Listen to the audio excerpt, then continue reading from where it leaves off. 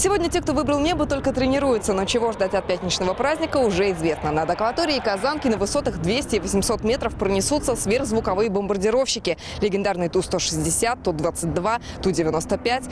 Из самолета Ан-2 показательно прыгнут парашютисты, а вертолет Ми-8 не просто пролетит над рекой, а наберет воды и сбросит ее с высоты. Высший пилотаж впервые покажет группа пилотов «Русь» на легких штурмовиках «Альбатрос».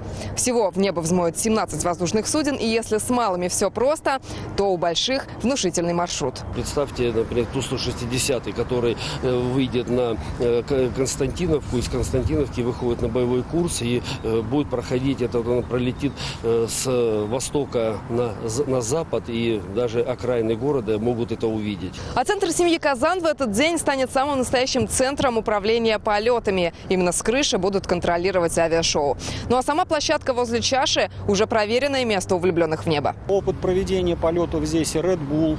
И, в общем-то, уже опыт проведения предыдущих праздников показывает, что выполнение полетов над акваторией – это, во-первых, очень зрелищно, во-вторых, безопасно для экипажей воздушных судов.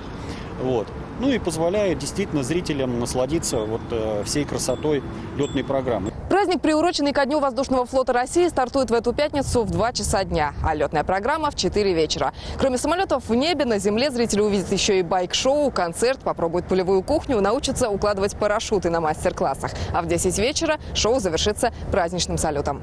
Лена Знатульна, Ильшат Мухаметов, ТНВ Казань.